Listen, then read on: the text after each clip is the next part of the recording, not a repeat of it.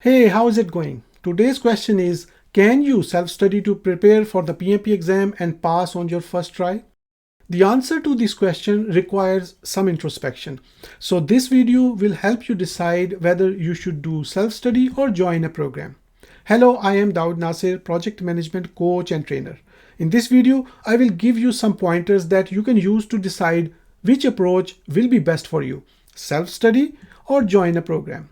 When we think about exam preparation, any exam prep, it really comes down to two key things, discipline and approach. Discipline, especially, can be a deal maker or breaker for many. So, I am going to present to you a few questions. Answer them either yes or no and count the total yes answers. Think of the last time or two you prepared for and took an exam. Then answer questions as honestly as possible. It is based on behavioral science that there is high probability you will behave the same way as you did in the past when you were in a similar situation. So, here are the questions. 1. Did you create a detailed study plan to prepare for the exam? 2. Did you follow that study plan throughout the exam preparation? 3. Did you regularly check how well you are progressing against the plan? 4. Did you modify the plan because your exam prep progress was either too well or too bad for any reason, whether in your control or not? 5. Did you keep focus easily without letting procrastination delay you? Meaning you never got unfocused for so long that you lost significant prep time. 6. Did you feel motivated throughout prep time even though the material was too hard or your progress was stalled?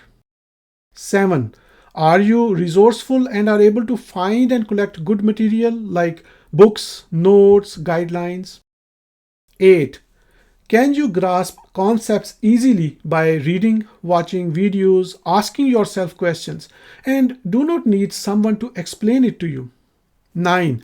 Do you connect new concepts, ideas, and terms with your experience, especially with specific events and incidents? 10. Do you use more than one of the following techniques when self-studying? Reading out loud, taking notes while reading the text, drawing a relational chart while reading the text, frequently testing yourself if you know a term or answer, switching off a subject and then coming back later to reconfirm your understanding.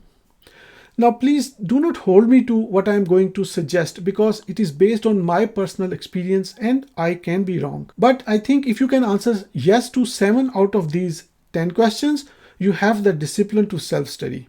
On the other hand, if you could only get up to 4 yes, then self-study may not be the best option. Though there are methods that can help you develop discipline. Let me know in the comments how many yes you got. Bye for now.